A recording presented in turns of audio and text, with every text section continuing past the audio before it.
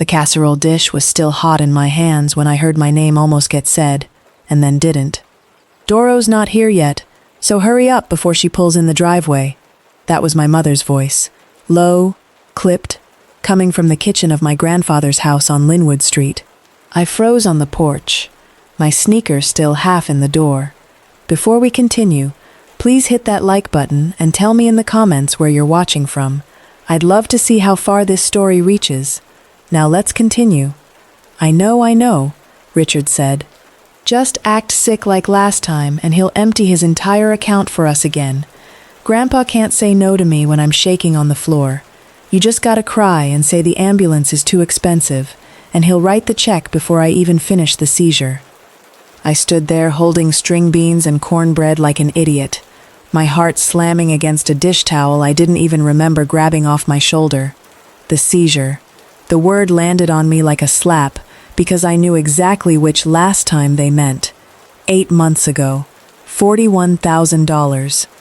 My grandfather's kidney surgery that never happened because there was no kidney problem. Just Richard curled up on this same kitchen floor, foaming spit through his teeth, and my grandfather's shaking hands writing a check before the ambulance he canceled 10 minutes later even left the driveway. I had believed it. I had cried in the hospital parking lot for a brother who was, right now, laughing quietly through the screen door about doing it again. "He's got that new settlement money coming in from the accident claim," my mother said. "We do this right. We could walk with 60, maybe 70 this time." My hands went numb around the dish. $70,000. From a 71-year-old man who ate saltines for dinner so he could keep the lights on for both of them. I didn't walk in. I backed off that porch slow, got in my car, and sat there shaking with a casserole going cold on my passenger seat, because I finally understood something I'd been too loyal to see for years. My own family had turned my grandfather into a bank, and I was standing outside the one door in this house that had just cracked open the truth. To understand why this broke something in me, you have to understand Elijah Whitfield. My grandfather worked 34 years for the United States Postal Service, walking the same 6-block route in northwest Detroit, rain, shine, and snow, until his knees gave out in 2019. He raised Richard and me from the time I was 9 and Richard was 6, after our father went to prison for a robbery he never came home from, and our mother worked double shifts at a nursing home that barely covered rent on the apartment we shared 3 ways. Grandpa Elijah's house became our real home. He was the one who sat at the kitchen table every night, checking my math homework with a pencil stub behind his ear. The one who bought Richard his first basketball with money he didn't really have. The one who told me, the summer I turned 16, "Baby girl, you're going to be the one who takes care of everybody one day, so make sure you take care of yourself first." He never remarried after our grandmother passed. He never asked us for anything. What he had, he gave. His pension, his little garden of collard greens out back, his Sunday dinners that somehow always stretched to feed however many of us showed up unannounced. My mother, Kathleen, loved her father, I believe that, but somewhere along the way, love and dependency had gotten tangled up in her, and after her second divorce left her with nothing but debt, she started treating Grandpa Elijah's savings account like a resource instead of a relationship. Richard was worse. 24 years old, in and out of 3 jobs in 2 years, deep in gambling debt he hid from everybody but me, because I was the one who found the collection notices in his glove compartment back in March. I had spent years being the good daughter, the one who paid my own bills, worked overnight shifts as a nurse at Henry Ford Hospital, and never asked Grandpa Elijah for a dime. I thought that made me separate from whatever was happening in that house. Sitting in my car outside his home, casserole cooling beside me, I realized I hadn't been separate from it at all. I had just been the one nobody thought to warn. I drove 3 blocks and pulled over because my hands wouldn't hold the wheel steady anymore. That's when the memory came back whole, the way trauma does. Not gently, but all at once. 8 months earlier, a Tuesday in November, I'd gotten a call from my mother screaming that Richard had collapsed at Grandpa's house. I left a patient mid-shift, got written up for it, and drove 40 minutes doing 80 on I-96 with my chest caving in. By the time I got there, Richard was sitting up on the couch, pale but conscious, sipping ginger ale like nothing happened. My grandfather was still in his church clothes from that morning, sitting in his recliner with his checkbook open on his knee, hand trembling as he signed. The doctor said it's his kidneys, my mother told me at the door, eyes red. Stage 2. They need the deposit up front before they'll even schedule the specialist.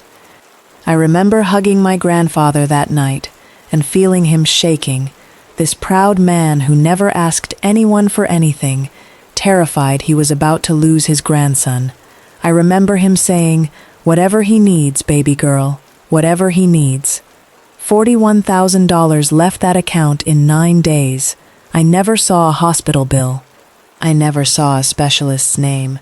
When I asked Richard about the treatment plan 2 weeks later, he told me it didn't work out with that doctor, and they were looking into other options, and then the conversation just stopped.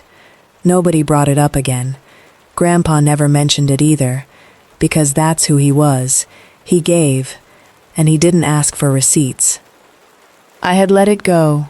I had told myself families don't need paperwork between them, that trust was the whole point of blood. Sitting in my car 8 months later, replaying my brother's laugh through that screen door, I understood I hadn't trusted my family. I had just been the last one they hadn't gotten to yet. I didn't confront anybody that night. I went home, sat on my bathroom floor, and cried for exactly 20 minutes. Then I got up and I got to work, because crying wasn't going to protect my grandfather, and I was done being the person who found out last. The next morning, before my shift, I called Henry Ford's records department using my employee credentials and, following the proper release protocol, requested to confirm whether any recent nephrology consult existed under Richard's name from the prior November. There was none. No consult, no visit, no admission, nothing. My brother had never set foot in that hospital. Then I did something that made my stomach turn.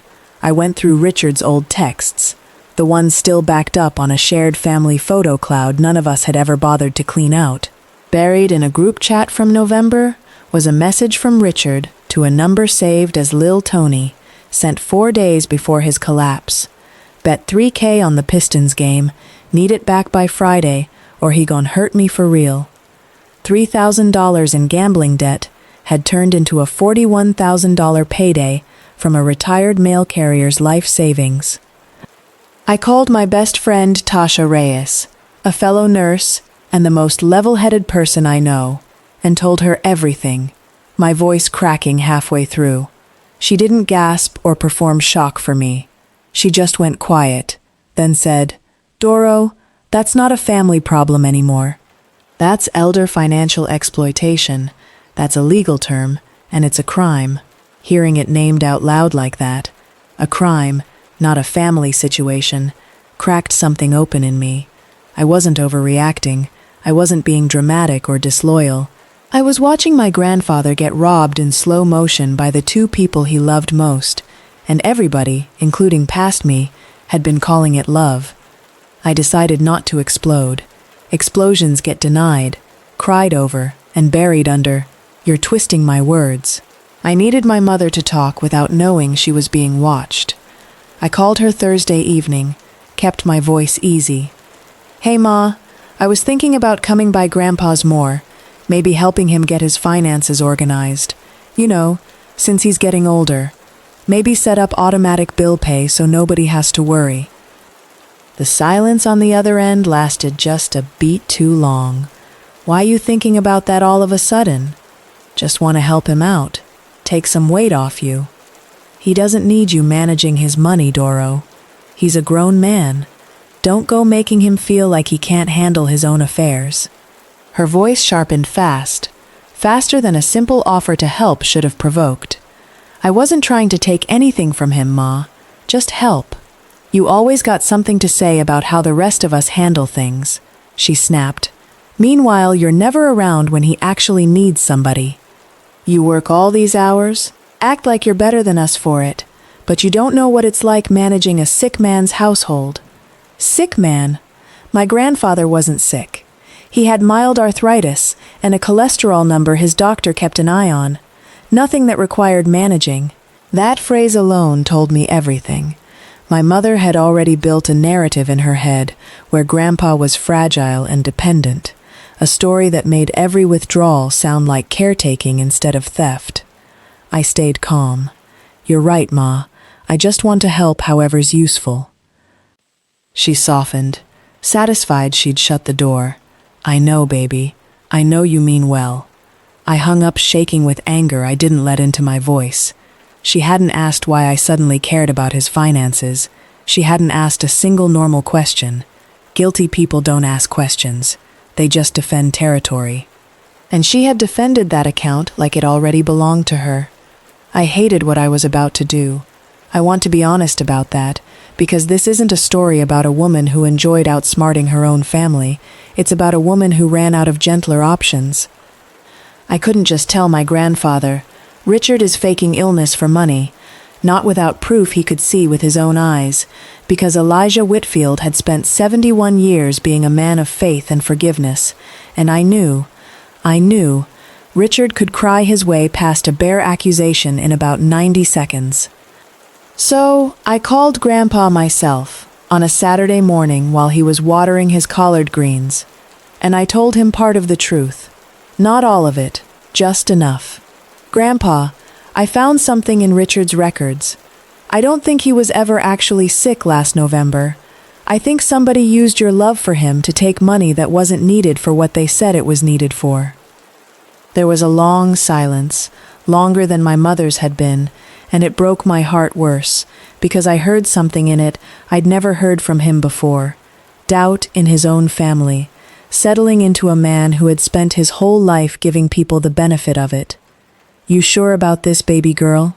His voice was quiet. I'm not 100% sure yet, Grandpa. That's why I need your help. If they try something like that again, another sickness, another emergency, I need you to call me before you write anything, sign anything, or hand over a single dollar. Can you do that for me? Just stall them. Say you need to think. Say your bank has a hold. Anything. Buy me time. He was quiet a long moment, and then he said something that gutted me. I always wondered why the doctor never called to check on him after. He'd wondered and stayed silent, the same way I had, because doubting your own children costs something no parent wants to pay. Okay, Doro, he finally said. I'll call you first. I trust you. Those 3 words, I trust you, became the weight I carried into everything that came next. 3 weeks later, my phone rang at 6:47 on a Tuesday morning. Grandpa Elijah, breathless. Richard is here, he's on the floor. Kathleen's saying it's a seizure, saying we need to get cash for a private clinic because the ER wait is too long and time matters with this kind of thing. She's asking me to write it now, Doro. What do I do? My heart was pounding so hard I could hear it, but I kept my voice level. The voice I use on patients' families in the worst moments of their lives.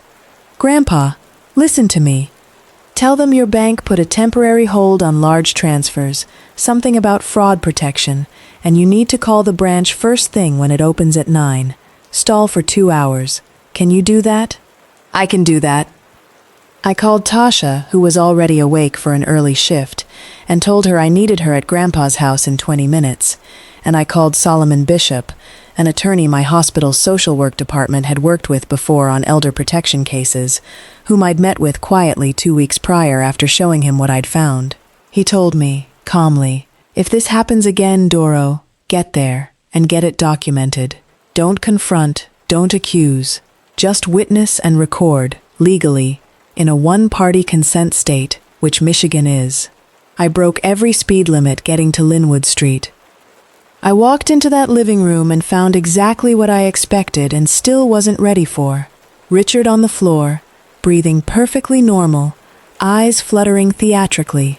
My mother kneeling beside him, dabbing his forehead with a wet cloth.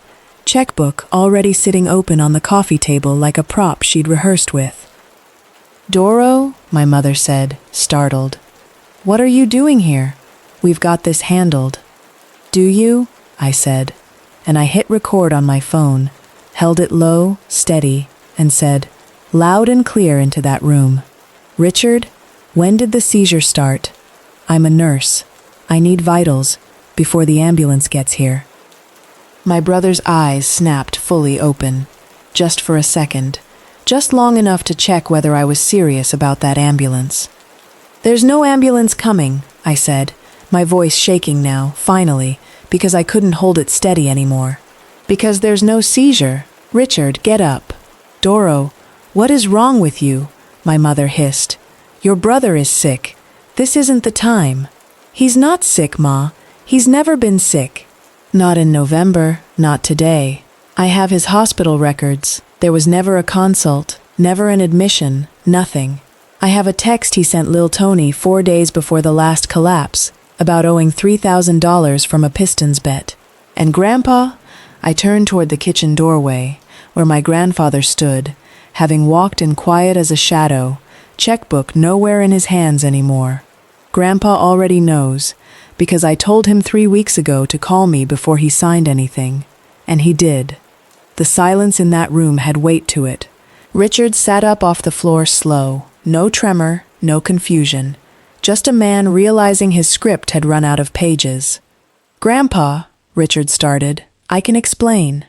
Explain what? Elijah Whitfield said, and his voice was the quietest, most devastating thing I had ever heard from him. Explain the $41,000, or explain the 70 you were about to ask me for today. Which one you want to start with, son? My mother's face went through 3 different expressions in 2 seconds. Shock, then fury, then something close to fear. You've been recording us, she said to me, low and venomous. You set us up. No, I said. You set yourselves up. I just finally stopped covering for it. Richard stood, brushing off his jeans like the whole thing was an inconvenience. It's not that deep, Grandpa. We were going to pay you back eventually. With what? Grandpa said. The money you'd have stolen from me next time? Nobody in that room had an answer for that. The fallout didn't happen in one dramatic afternoon. It unfolded over the following 6 weeks, and every part of it mattered. Grandpa Elijah, with Solomon Bishop's help, filed a formal report with Michigan's Adult Protective Services and consulted a financial advisor to set up a protected trust account that required a second signature, mine, at his insistence, for any withdrawal over $500. He chose not to pursue criminal charges against his own daughter and grandson, which frustrated me at first, until he told me, "Baby girl, I've already lost enough. I'm not spending what's left of my life watching my own blood go to prison. Protecting my money is enough. That's justice for an old man like me." My mother didn't speak to me for 2 months. When she finally called, it wasn't an apology, it was an accusation that I'd destroyed the family and turned Grandpa against his own children. I let her finish. Then I said, calm as I'd ever been in my life, "You destroyed it the day you decided his love was easier to steal than to earn. Honestly, I just stopped letting you use me to do it." Richard moved in with a cousin in Toledo, and last I heard through my mother's sister, still owed money to more people than just Lil Tony. I stopped tracking it after a while. Some doors you have to let close on their own weight. Tasha, who'd stood in that living room as a witness that morning, told me something afterward that stuck with me for a long time. You didn't do anything wrong by loving your family, Doro.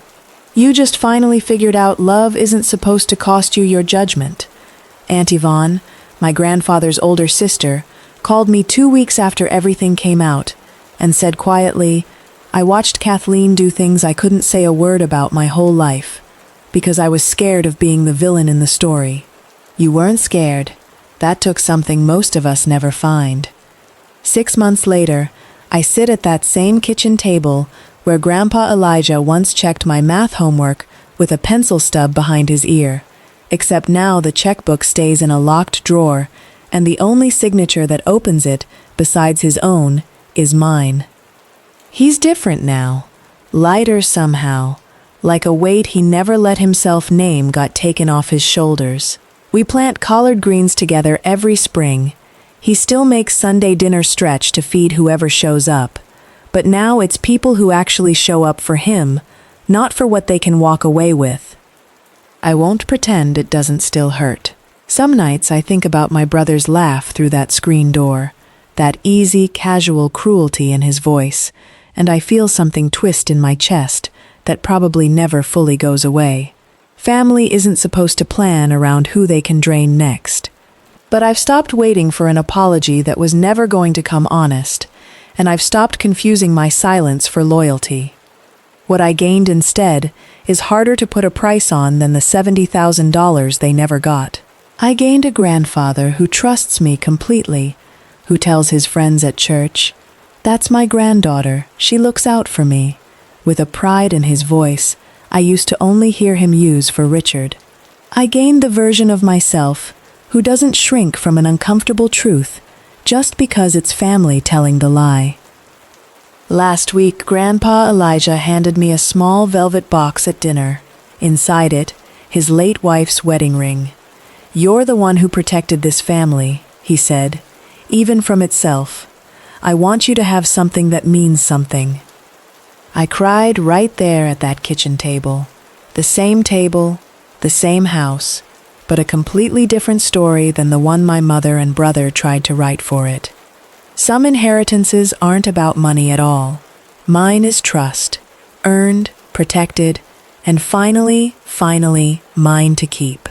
Thanks for watching all the way to the end.